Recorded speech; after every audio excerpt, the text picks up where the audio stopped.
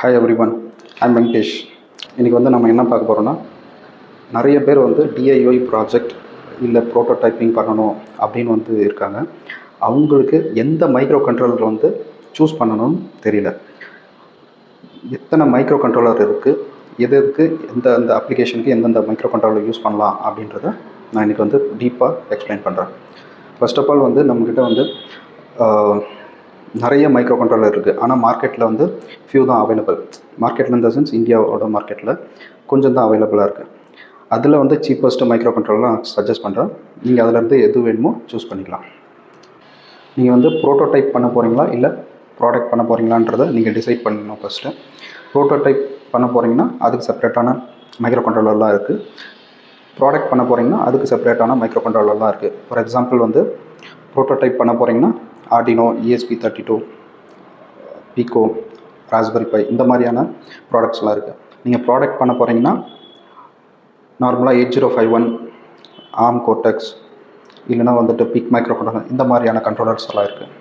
Okay, so இப்போ நம்ம என்னென்ன கண்ட்ரோலர்ஸ்லாம் இருக்குது, அதோட எது பெஸ்ட்டு அப்படின்றத நான் உங்களுக்கு சொல்கிறேன். ஃபர்ஸ்ட் என்னென்னா Arduino Uno, Arduino Nano. Next பார்த்தீங்கன்னா node MCU, ESP8266,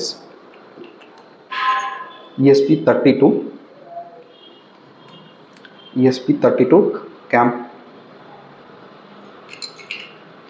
next Raspberry Pi Pico, Raspberry Pi zero, Raspberry Pi 3B.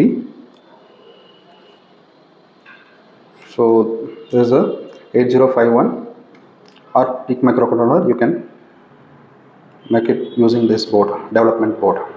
So these are all basic microcontroller available in the market. Okay, so இப்போ என்னன்னா நீங்கள் ஒரு DIY ஆஃப்லைனில் ப்ராஜெக்ட் பண்ணணும்னு நினச்சிங்கன்னா, ஆஃப்லைன்னா வித்தவுட் IoT. ஓகே, ஸோ இப்போ ஆர்டினோ யூனோ இருக்குது, ஆர்டினோ நானோ இருக்குது. ரெண்டுமே சேம் ஃபங்க்ஷனாலிட்டி தான். இப்போ இதில் power operating 5 volt or 3.3 volt. ஓகே, ஸோ இதில் 14 pins டிஜிட்டல் பின்ஸ் இருக்குது, 6 pins analog pins, power supply, UART, SPI, I2C protocols இருக்குது. இது ரெண்டு இதுலையுமே சேம் இருக்குது. உங்களோட ப்ராஜெக்ட் ப்ரோட்டோடைப் ஸ்பேஸுக்கு தகுந்த மாதிரி நீங்கள் எது வேணாலும் சூஸ் பண்ணிக்கலாம். Next note MCU. ஸோ இங்கே 3 கண்ட்ரோலர் நான் வச்சுருக்கேன். Node MCU, ESP8266, Raspberry Pi Pico, ESP32. இது மூணுமே என்னென்னா IoT அப்ளிகேஷன்ஸுக்கு யூஸ் பண்ணிக்கலாம். IoT அப்ளிகேஷன்ஸ்னால் என்னென்னா, நீங்கள் ஒரு டேட்டாவை ஒரு க்ளவுடில் ஸ்டோர் பண்ணிவிட்டு அது நீங்கள் எங்கே வேணாலும் குளோபலாக எங்கே இருந்து வேணாலும் அதை வாட்ச் பண்ணிக்கலாம். இது பர்டிகுலராக வைஃபை யூஸ் பண்ணி நம்ம டேட்டாவை க்ளவுடுக்கு புஷ் பண்ணிவிட்டு எங்கே மொபைல் அப்ளிகேஷன் இல்லை வெப் அப்ளிகேஷன் ஏதோ ஒரு அப்ளிகேஷனில் நீங்கள் அதை மானிட்டர் பண்ணிக்கலாம். ஸோ இது பேசிக்கலாக wifi inbuilt and Bluetooth also இருக்குது. இங்கே என்னென்னா ESP8266 ப்ளூடூத் கிடையாது, ஒன்லி வைஃபை தான் இருக்குது. ரேம் லிமிட்டடாக தான் இருக்குது. நோட் MCU 8266 இதில் ஒரே ஒரு ADC தான் இருக்குது. நீங்கள் அதனால் ஒரே ஒரு அனலாக் சென்சார் மட்டும் தான் யூஸ் பண்ண முடியும், மீது எல்லாமே டிஜிட்டல் தான் இருக்குது. ஸோ இது பேசிக் IoT ஃபங்க்ஷனாலிட்டி நீங்கள் யூஸ் பண்ணணும்னு நினச்சிங்கன்னா இந்த மைக்ரோ கண்ட்ரோலர் நீங்கள் போகலாம். ஸோ அதுக்கடுத்து தான் நான் ராஸ்பெரி பை பீகோ அண்ட் ESP32 ரெண்டு மைக்ரோ கண்ட்ரோலர் வச்சுருக்கேன். இதில் எது பெஸ்ட்டுன்னு பார்த்தீங்கன்னா, நீங்கள் அப்ளிகேஷன் தகுந்த மாதிரி நீங்கள் இதை சூஸ் பண்ணலாம். எல்லாமே IO டிவைசஸ் ரெண்டுமே ஈக்குவலாக இருக்குது. இப்போ என்னென்னா ரெண்டு இதுலையுமே ப்ளூடூத் அண்ட் வைஃபை ரெண்டுமே அவைலபிளாக இருக்குது. இப்போ காஸ்ட்டுன்னு பார்த்தீங்கன்னா, காஸ்ட் ராஸ்பெரி பை பீகோ அதிகம், இது கம்மியாக இருக்குது. நீங்கள் லோ பவர் கன்சம்ஷன் இருக்கிற நீங்கள் ஒரு ப்ரோட்டோடைப் யூஸ் பண்ணணும்னு நினச்சிங்கன்னா நீங்கள் ராஸ்பெரி பை பீகோ யூஸ் பண்ணலாம். இல்லை நீங்கள் பவர் ப்ராப்ளம் இல்லை, காஸ்ட்டு கம்மியாக இருக்கணும் அப்படின்னு நினச்சிங்கன்னா ESP32 நீங்கள் போகலாம். மெமரி வைஸ் இதில் அதிகமாக இருக்குது. இதில் ரேம் கம்மி இருக்குது. ரெண்டு மைக்ரோ கண்ட்ரோலருமே மைக்ரோ பைத்தான் சப்போர்ட் பண்ணோம். நீங்கள் வந்து ஏஎம்எல் சிம்பிள் ஏஎம்எல் அல்காரிதத்துக்கு நீங்கள் வந்து யூஸ் பண்ணிக்கலாம். நீங்கள் வந்து ரியல் டைம் ப்ராசஸிங் வந்து இதிலே வந்து பண்ணிக்கலாம். அடுத்ததாக என்னென்னா ESP32 கேம். இதில் வந்துட்டு மெயினாக வந்து கேமரா இன்பில்டாக இருக்கும். இந்த ESP32 கேம் வச்சு நீங்கள் வந்து ரியல் டைம் ஸ்ட்ரீமிங் பண்ணிக்கலாம், ஆப்ஜெக்ட் டிடெக்ஷன் பண்ணிக்கலாம், ஃபேஸ் ரெகக்னிஷன் பண்ணிக்கலாம். இந்த மாதிரி வந்து சிம்பிள் அப்ளிகேஷன் வந்துட்டு யூஸிங் மைக்ரோ பைத்தான் லைப்ரரிஸ் வச்சு நீங்கள் யூஸ் பண்ணிக்கலாம். அடுத்ததாக Raspberry Pi zero. Raspberry Pi zero இது வந்து என்னென்னா மினி கம்ப்யூட்டர். ஓகே, நீங்கள் CPU நிறைய பார்த்துருப்பீங்க. இதுவும் ஒரு CPU தான். இதை வச்சே நம்ம வந்து ஒரு மானிட்டரில் கனெக்ட் பண்ணி ஒரு கம்ப்யூட்டரை யூஸ் பண்ணிக்கலாம். இதில் என்னென்னா 512 MB ரேம் தான் இருக்குது. நீங்கள் மெமரி கார்டு நீங்கள் வந்து பின்னாடி யூஸ் பண்ணிக்கலாம். மெமரி கார்டு ஸ்லாட் இருக்குது. நீங்கள் வந்து up to 128 GB memory card போட்டுக்கலாம். ஹார்ட் டிஸ்க்காக யூஸ் பண்ணிக்கலாம். இங்கே வந்து HDMI கேபிள், பவர் கேபிள், அப்புறம் வந்து கீபோர்ட் மவுஸ் கனெக்ட் பண்ணிக்கலாம்.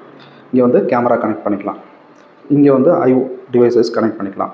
இது வந்து ஒரு சின்ன கம்ப்யூட்டர் வித் IO டிவைசஸில் கனெக்ட் பண்ணிக்கலாம். இதில் வந்து ஸ்பீட் வந்து கம்மியாக தான் இருக்கும். ஏன்னா 512 MB தான். இதே நீங்கள் வந்து Raspberry Pi 3B+, raspberry by 4, 5 அதெல்லாம் போனீங்கன்னா நீங்கள் வந்து ரேம் அதிகமாக இருக்கும். சேம் மெமரி கார்டு நீங்கள் வந்து எவ்வளோ வேணுமோ அவ்வளோ போட்டுக்கலாம். இதில் வந்து எக்ஸ்டர்னலாக வந்து keyboard mouse, land cable, camera, touch screen அப்படின்னு சொல்லிட்டு நிறைய ஆப்ஷன்ஸ் கொடுத்துருக்காங்க. இதோட ரேம் கெப்பாசிட்டி வந்து 1 GB தான். ஓகே, இது எதுக்காக யூஸ் பண்ணுறோன்னா நீங்கள் வந்து இண்டிபெண்ட்டாக ஒரு அப்ளிகேஷன் பண்ணணும் வித் கேமராவோட அப்ளிகேஷன் நீங்கள் பண்ணணும்னு நினச்சிங்கன்னா இந்த மாதிரி வந்து ஒரு ராஸ்பெரி பை இல்லை ராஸ்பெரி பை ஜீரோ யூஸ் பண்ணலாம். இந்த ராஸ்பெரி பை மெயினாக எதுக்கு யூஸ் பண்ணுறோன்னா கேமரா பர்பஸ் தான். கேமரா வந்து நீங்கள் வந்து ஏதாவது கேமரா இன்டர்ஃபேஸ் பண்ணணுன்னா நீங்கள் வந்து செப்பரேட்டாக வந்து லேப்டாப் யூஸ் பண்ணணும், இல்லை ESP32 கேமரா யூஸ் பண்ணலாம். பட் அது வந்து அவ்வளோ குவாலிட்டியாக நம்ம கொடுக்கல, VGA கேமரா தான் கொடுக்குறாங்க. ஸோ இதில் வந்துட்டு நீங்கள் வந்து ரேம் வந்து நிறைய இருக்கிற மாதிரி வாங்கிட்டிங்கன்னா நீங்கள் வந்து உங்களோட AML எல்லாமே நீங்கள் வந்து இதில் யூஸ் பண்ணிக்கலாம்.